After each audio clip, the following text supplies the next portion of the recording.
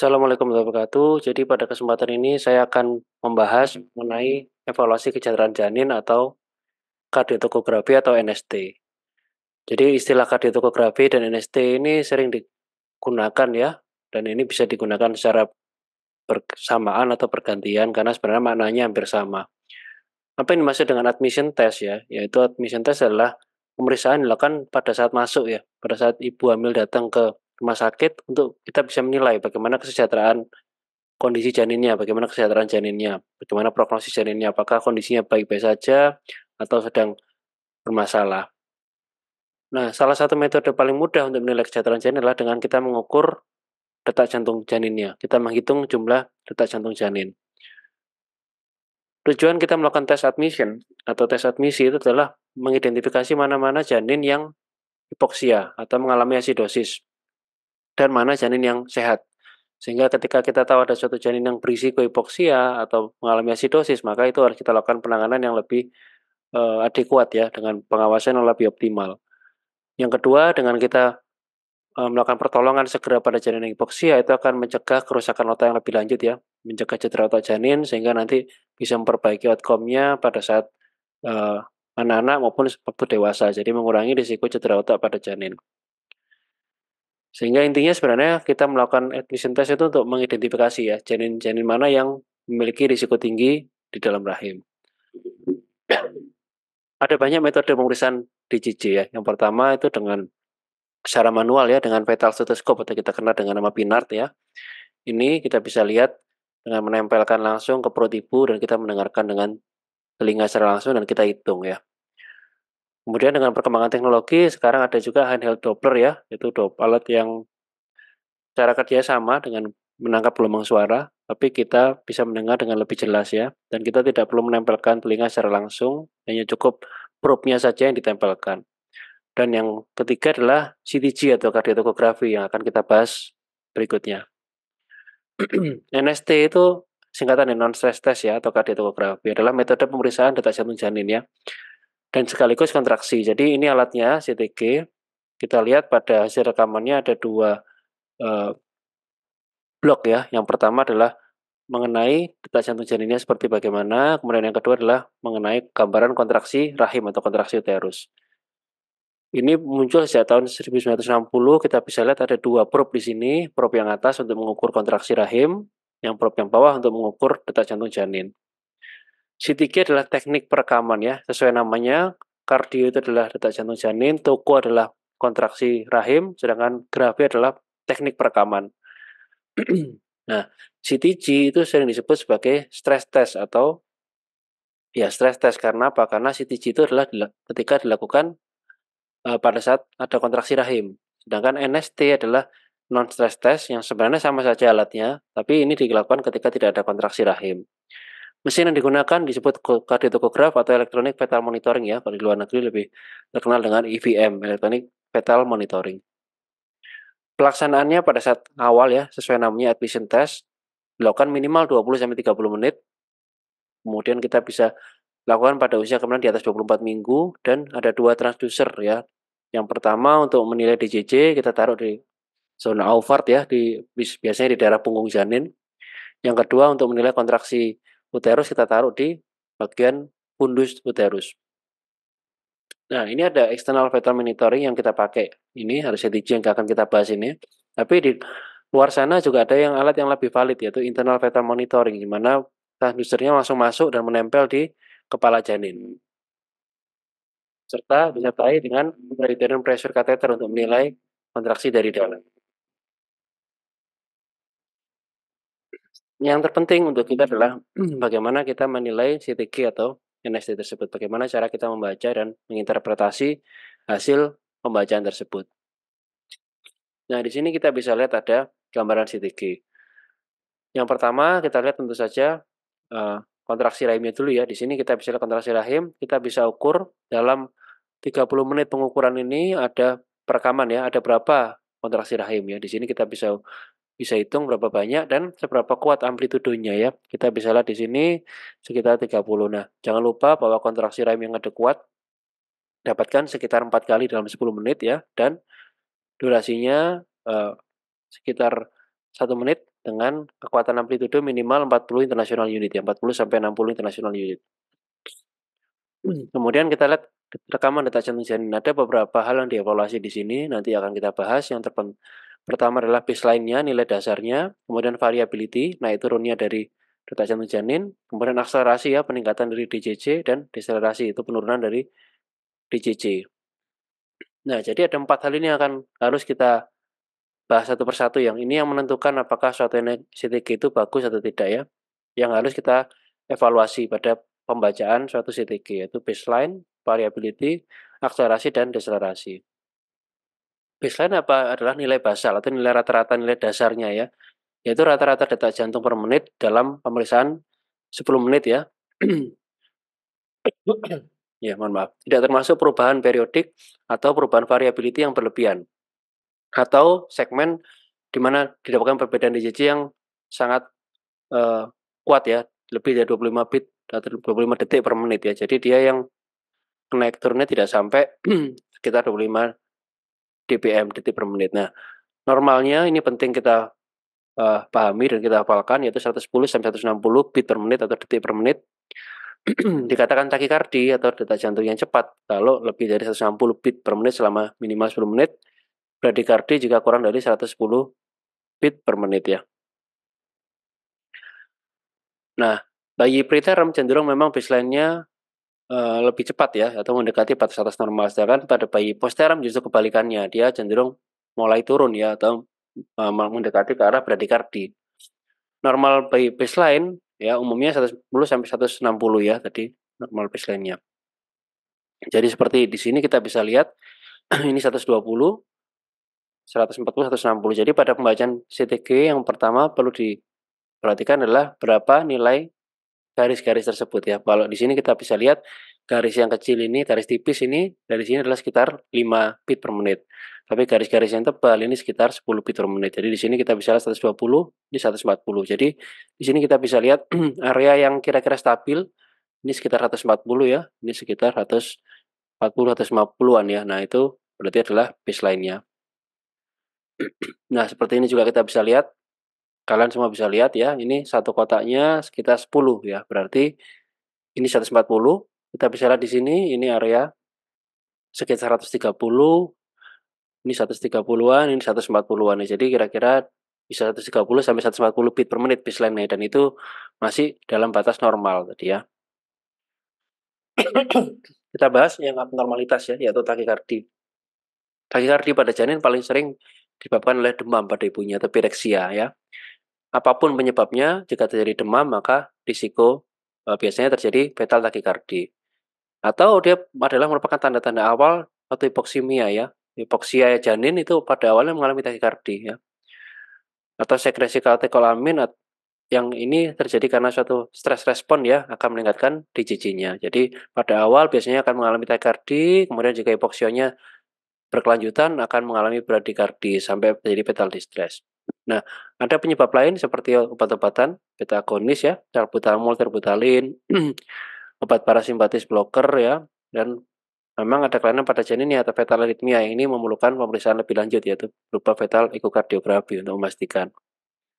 Kita bisa lihat di sini garis biru adalah 160 bit per menit. Kita bisa lihat bahwa DCC-nya jauh di atas 160 bit per menit ya. Baseline-nya bahkan 180 sampai 190 ini ya baseline-nya. Jadi ini adalah gambaran CTG fetal tachycardia. Nah, sedangkan bradikardi adalah kurang dari 110 bit per menit, itu bisa pada janin normal yang 110, 100 sampai 110 ini jika mendekati post-date ya atau post-term. Penyebab lain justru kebalikannya ya, yaitu hipotermi. Kalau tadi hipertermia menjadi takikardi, kalau ini hipotermi dia menjadi bradikardi. Atau obat-obatan beta blocker, atau juga adanya AV block ya, ada suatu hambatan dari DCC-nya antara atrium dan ventricle-nya, ada suatu gangguan pengiriman sinyal atau AV block ya, itu bisa menyebabkan bradikardi. Nah, kita bisa lihat di sini, ini di nilai basalnya kita lihat 100-nya di sini ya. Nah, ini baseline-nya di bawah 100, sekitar 90-an ya. Maka ini bisa kita sebut sebagai fetal bradikardi. Nah, kemudian elemen kedua yang penting, tadi setelah baseline, yang kedua adalah variability, yaitu fluktuasi atau naik turunnya baseline naik turunnya detak jantung janin dari baseline ya. yang tidak teratur baik amplitude maupun frekuensinya. Nah, normalnya berapa? Antara 5 sampai 25 bit per menit. Dikatakan turun atau low variability jika penurunan amplitudenya lebih dari 5 bit per menit selama penurunan amplitudenya kurang dari 5 bit per menit ya, selama minimal 50 menit, 30 menitan ya. Jadi intinya kalau low variabilitasnya itu di bawah 5, maka kita katakan low variability. Tapi jika dia di atas 25, itu kita katakan high ya, atau meningkat ya. Di atas 85 bit per menit. Jadi normalnya ini harus kita hafalkan 5 sampai 25 bit per menit.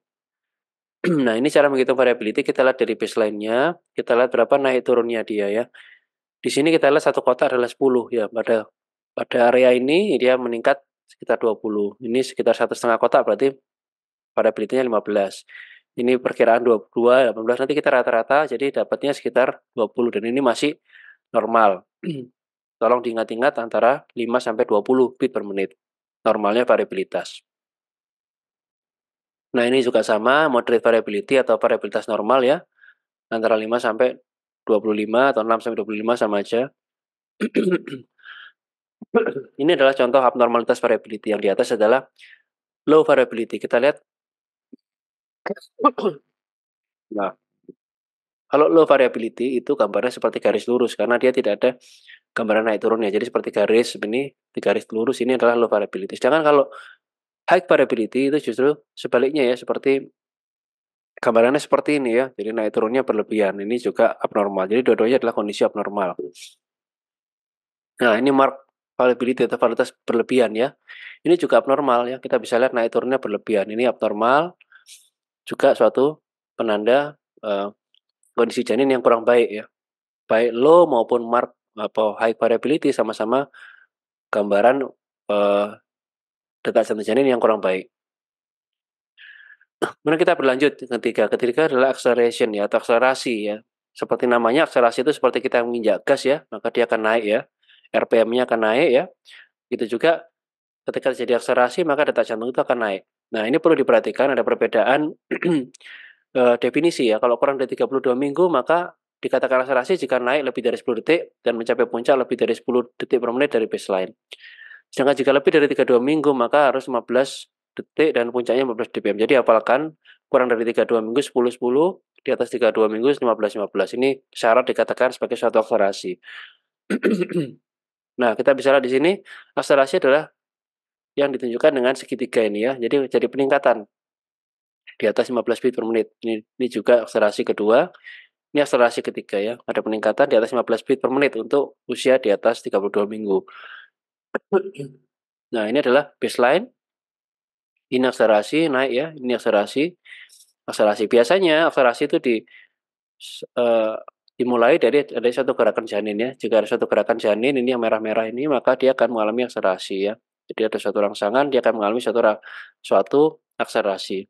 Nah, jika ada gerakan janin tapi tidak terjadi suatu akselerasi maka itu bisa disebut sebagai suatu kondisi yang tidak reaktif ya. Nah, detak jantung janin dikatakan reaktif jika pada saat ada suatu gerakan janin maka atau suatu rangsangan dari luar maka dia akan mengalami akselerasi. Tapi jika tidak ada respon maka itu dikatakan tidak reaktif.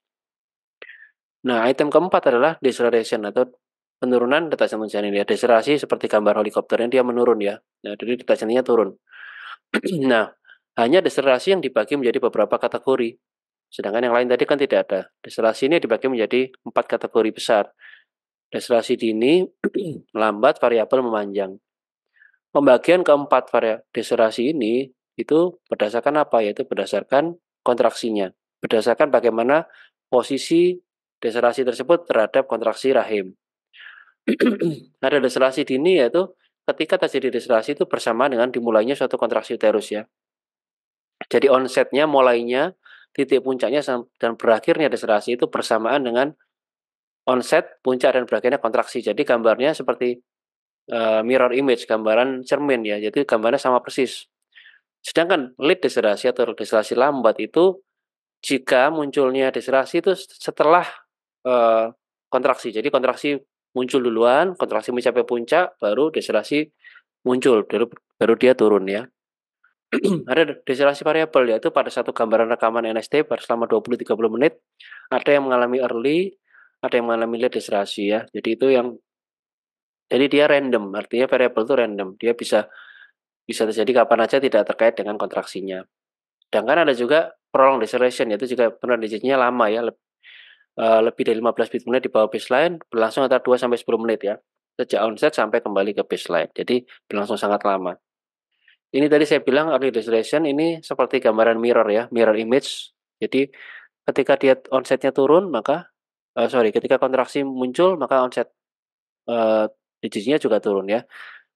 Jadi cara paling mudah ya kita lihat dari startnya ini ya, dia bersamaan dan titik puncaknya juga bersamaan ya ini. Turunnya juga bersamaan, ini adalah early deceleration. Sedangkan late deceleration kita lihat kontraksi mulai dulu, ketika mencapai puncak baru terjadi penurunan DJJ. Ini adalah late deceleration. Jadi dia late, terlambat. Jadi penurunan DJJ-nya atau deselerasinya itu terlambat terhadap kontraksi, itu late deceleration. Sedangkan variabel ada yang pada satu gambar, ada yang di depan, ada yang di tengah, ada yang di belakang ya. Jadi dia tidak terkait dengan kontraksi. Ini contoh variabel ya. Ada yang late ya, late ini early, ini late ya. Nah, ini ada prolong ya, kalau lama minimal 2 menit ya, di atas 2 menit itu bisa kita katakan jadi prolong deselerasi. Nah, apa penyebabnya? Jadi kalau perlu diingat dulu ya, perlu diketahui dulu bahwa deselerasi ada yang normal, ada tidak normal ya. Deselerasi yang normal itu adalah early deceleration ya. Nah, early deceleration ini adalah kondisi yang normal. Sedangkan selain early itu abnormal, jadi late maupun variabel adalah kondisi yang abnormal. Kenapa terjadi early deceleration? Itu karena kompresi kepala ya. Ketika kepala sudah turun di dasar panggul, jadi kompresi sehingga terjadi aktivasi sistem saraf parasimpatis sehingga DJJ-nya menjadi menurun.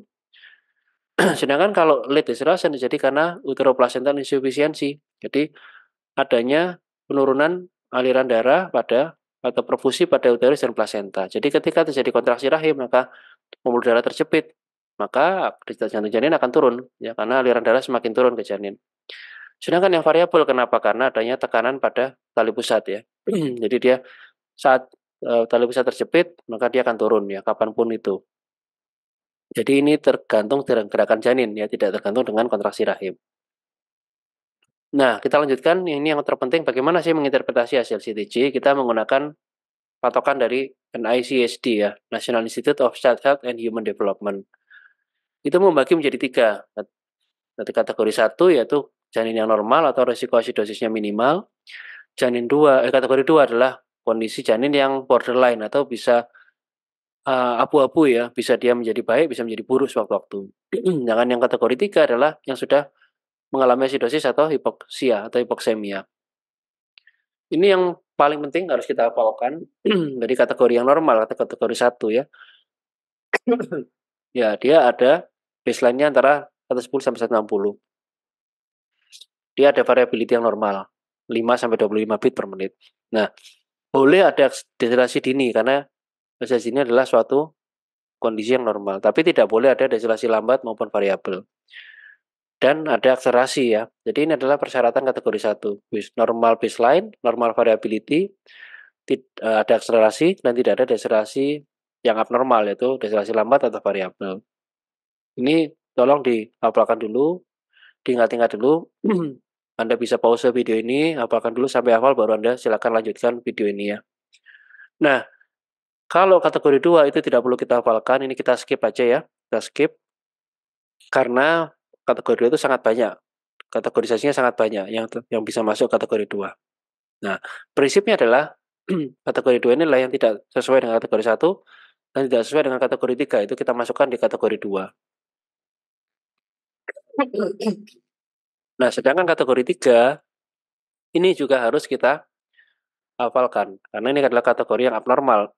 Ada 2 kondisi pada kategori 3. Yang pertama yaitu absennya variabilitas atau low variabilitas DJJ disertai salah satu tanda ini, yaitu deselerasi lambat, variabel deselerasi atau bradikardi. Jadi prinsipnya kalau kategori 3 itu adalah low variability ya, atau absent variability disertai abnormal deceleration atau bradikardi ya. Atau yang kedua adalah sinusoidal pattern atau pola sinusoidal, nanti akan saya tunjukkan gambarnya ya. Nah, ini contohnya ada lead deselerasi dengan variability loss. Kalau kita lihat di sini tidak ada sama sekali gambaran variabilitas ya. Tidak ada naik turunnya dari variabilitas. Ini dia jadi seperti garis lurus dan di sini ada lead deceleration. Ketika terjadi kontraksi, dia akan turun. Ini makanya disebut sebagai lead deceleration. Jadi kalau ada low variability disertai lead deceleration, maka ini kita sebut sebagai kategori 3 atau janin yang sudah mengalami hipoksia atau asidosis. Nah, sinusoidal pattern ini juga termasuk kategori 3, yaitu gelombang baseline yang halus, teratur, sinyal bergelombang ya, menyerupai gelombang sinus, amplitudenya 5-15 bit per menit, frekuensi 3-5 siklus per menit ya, tidak ada variabilitas antar gelombang. Dan ini tidak ada akselerasi sama sekali. Ini apa? Disebabkan karena hipoksia berat ya, jadi kondisinya sudah sangat inferior, atau janinnya mengalami anemia, atau kondisi yang tidak diketahui sebabnya ya. Nah ini contohnya, ini adalah gambaran sinusoidal pattern, tolong dilihat, diperhatikan, dan dihafalkan ya. Kalau ketemu gambaran seperti ini, maka ini disebut sebagai sinusoidal pattern, dan ini masuk kategori 3, untuk NST yang jelek, NST yang tidak bagus ya, atau suatu NST yang abnormal. Atau seperti ini gambarnya ya. Ini juga suatu sinusoidal pattern, hampir sama tadi ya. Nah, jangan lupa dalam bacaan ST perhatikan paper speed ya. Ada bisa 1 cm per menit, 2 cm per menit, 3 cm per menit. Ini penting karena apa namanya? Jika Anda terbiasa membaca pada 2 cm per menit, kemudian Anda membaca yang versi 1 cm per menit, maka seakan-akan ini menjadi suatu variabilitasnya menjadi berlebihan ya. Tapi jika Anda terbiasa membaca 2 cm per menit, ternyata Anda diharuskan membaca 3 cm per menit, maka seakan-akan ini menjadi low variability ya. Nah, ini makanya harus diperhatikan berapa kecepatan dari NST-nya yang Anda baca. Nah, kemudian bagaimana tata laksananya ya? Kategori 1 itu normal tadi, maka tidak ada intervensi khusus, kita observasi DJJ secara rutin ya. Kalau kehamilan risiko rendah tiap 30 menit pada kala 1 dan 15 menit kala 2. Sedangkan KRT, kehamilan risiko tinggi, itu tiap 15 menit pada kala 1 dan 5 menit pada kala 2. Nah, kategori 2 ini adalah kategori yang borderline, yang bisa berisiko menjadi asidosis waktu-waktu ya. Maka kita cari dulu faktor-faktor risikonya apa yang bisa mengganggu atau menyebabkan gangguan perfusi dan oksigenasi janin ya. Apakah ada kondisi klinis khusus, itu kita tangani dulu ya. Kemudian pada fase apakah ada gangguan proses persalinan, apakah ada kemacetan dan sebagainya, itu harus kita tangani. Itu bisa menjadi risk factor kategori 2. Kita atasi dulu faktor risikonya. Kemudian kita evaluasi ketat. Kemudian kita lakukan resusitasi intrauterin ya. Kita pasang oksigen miring kiri, kita gerojok dengan infus RL ya. Tapi perhatikan dulu kasusnya, hati-hati ya. Kasusnya jangan semuanya dilakukan seperti itu. Kemudian kita bisa berikan tokolitik jika kontraksinya berlebihan ya. Nah, kemudian kita bisa lakukan stimulasi vibroakustik ya untuk menilai respon DJJ. Jadi kadang bisa jadi janin itu tidak reaktif pada perekamannya karena dia pada kondisi tidur ya. Nah, kita bisa lakukan stimulasi vibroakustik. Kita bisa goyang-goyang perutnya. Kita bisa stimulasi dengan suara-suara ya. Kita dengarkan suara bel, suara musik, atau suara yang lain di pada perut ibu. Jika setelah kita berikan stimulasi dia membaik, berarti artinya janin mungkin tadi pada kondisi yang sedang tidur ya. Nah, jika setelah itu membaik, maka jadi kategori 1 ya. Jadi ini harus dilakukan evaluasi ulang sekitar 30 menit ya. Setelah diresusitasi, kita evaluasi ulang sekitar 30 menit. Kita evaluasi polanya apakah membaik atau menjadi memburuk ya. Nah, ini tadi resusitasi intrauterin, tidur miring kiri, oksigenasi, kasih cairan IV bolus, hentikan uteratonik kalau perlu diberikan tokolitik ya. Pada pasien yang painless labor yang menggunakan obat-obat epidural, mungkin kita bisa berikan tambahan obat-obatan untuk mengurangi blokade simpatiknya tadi. Nah, ini kategori 3, ini kalau kondisi di mana sudah terjadi asidosis. Yang ini jika diteruskan bayinya bisa cerebral palsy, bisa HIE ya, hypoxic ischemic encephalopathy. Kategori 3 kita lakukan terminasi kehamilan situ ya, segera mungkin. Umumnya dilakukan dengan operasi sesar ya. Kecuali kalau dia sudah kala 2, sudah di bawah, mungkin kita bisa dengan melakukan persalinan pervaginam dengan tindakannya baik vakum atau forceps. Tapi kalau kita siapkan situ, jangan lupa juga tetap dilakukan resusitasi intrauterin ya untuk memperbaiki kondisi janin ya sementara ya, sambil kita siapkan untuk operasi sesar. Konsultasi dengan multidisiplin ya,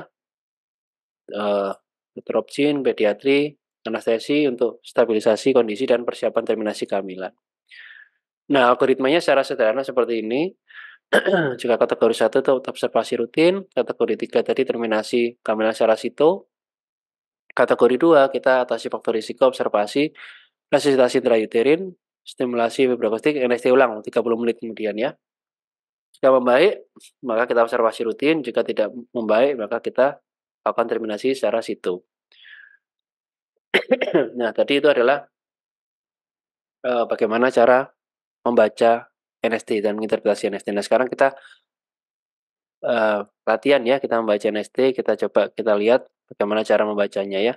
Nah, ini kita bisa evaluasi ya. Di sini kita bisa lihat bahwa ini kategori 1 ya. Kenapa? Kita bisa lihat ya baseline-nya antara 120 sampai 130 ya. Sedangkan di sini variability-nya ini cukup bagus ya. Ini ada yang 3 kotak ya, berarti sekitar 15 ya. Ada yang 1 kotak ini 5 ya.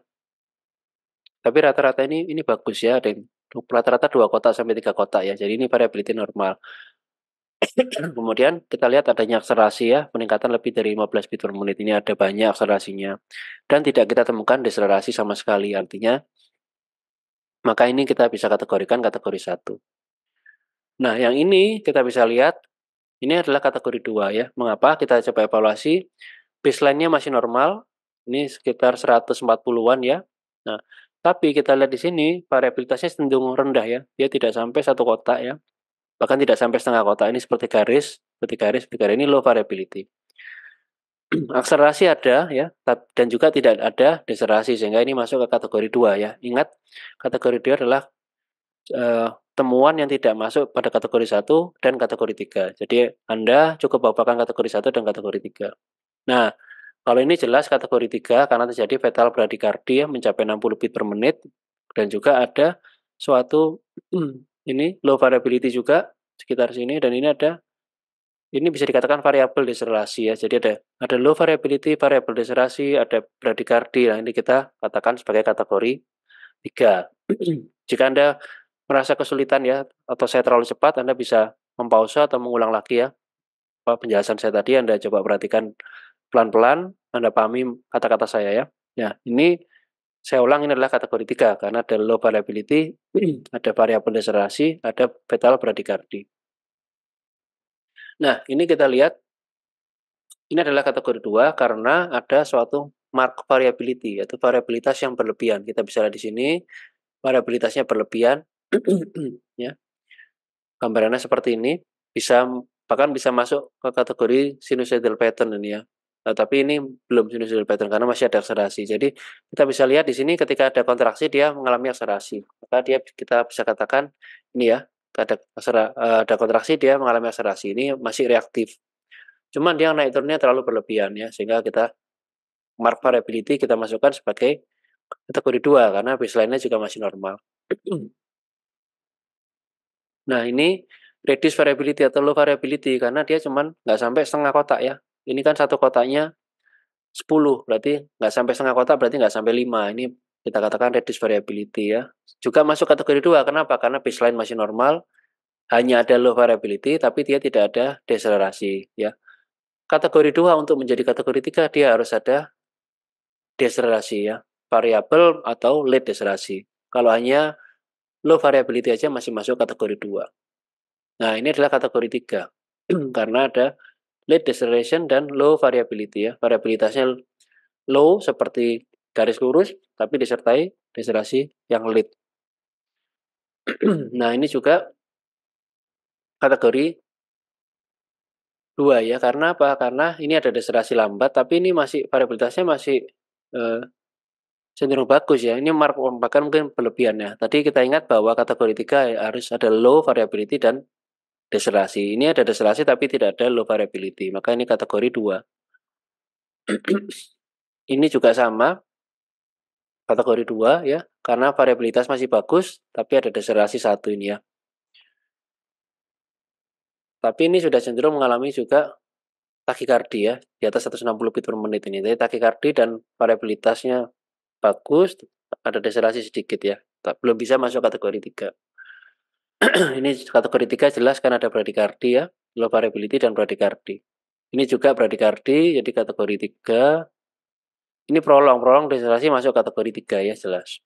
Sudah atau suatu kondisi fetal distress kita harus segera lakukan sitosesarian atau sito-SC, atau kita kalau di bawah kita bisa lakukan, sudah kala 2 sudah lengkap, sudah di bawah kita bisa lakukan vakum atau forceps. Nah, ini kategori 2. Mengapa? Karena ini ada low variability, tapi ini adalah early deceleration. Ini bukan late tapi early. Anda bisa lihat ya, antara onsetnya sama peaknya itu sama ya, antara kontraksi dan deselerasi ini peaknya sama. Ini adalah early deceleration. Jadi ini kategori 2. Ini kategori 3 karena ini late deselerasi ya. Late, Anda lihat late, kontraksinya mencapai puncak dia baru turun. Kontraksi puncak dia baru turun. Ini late deceleration ya.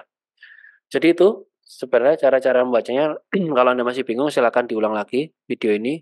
Tadi diperhatikan pelan-pelan, dicerna pelan-pelan sambil membaca lagi teorinya ya. Itu bagaimana cara membaca. Ini contoh kasus real ya. Nyonya N 3940 minggu, kala 2 BSI 1 kali, diam gas PT udah lengkap, WOS 2, tapi ketubannya keruh. Ketika kita evaluasi NST-nya seperti ini. Sorry, kebalikan ya. Jadi ini ada low variability. Nah, sudah ada deselerasi. Ini sudah kategori 3 ya. Ini ada variabel deselerasi, ada low variability. Ini sudah kategori 3. Kasus kedua, nyonyaan 29 tahun, G2 pada 1, abortus 0, 3,38 minggu, BSC, preeklamsia, obesitas, asma. Belum ada pembukaan. Kita bisa lihat gambarannya laki-laki low ya, low variability. Tapi belum ada deselerasi. Ini masih kategori 2. Nah, ini oligohidramnion ya. Nah, oligohidramnion ini ada deselerasi ya, ini ya, deselerasi ringan ya. Ini masuk kategori 2 juga. Ini belum bisa dibilang deselerasi ya. Ini malah akselerasi, tapi ini ada low variability aja. Ini sama. Ini masuk kategori 2 juga. Nah, ini adalah baseline-nya. Baseline-nya kira-kira di sini. Ini juga sama ya. Kasus-kasus ini kebanyakan memang kategori 2 ya. Kita pada kasus ini preeklamsia berat dengan IGR gitu. Kita rencana mau terminasi, kita evaluasi ternyata ini kita dapatkan low variabilitas ya. Tapi nggak ada deselerasi, ini kategori 2. Jadi kami melakukan resusitasi, dievaluasi ulang 30 menit, dan ternyata setelah dievaluasi ya masih tetap low variability, tapi dia sedikit membaik karena ada akselerasi di sini ya. Nah, ini juga sama ya. Ini juga sama, ini low variability juga ya. Tapi ini ada suatu takikardi. Ini takikardi dengan low variability. Deselerasinya tidak begitu jelas.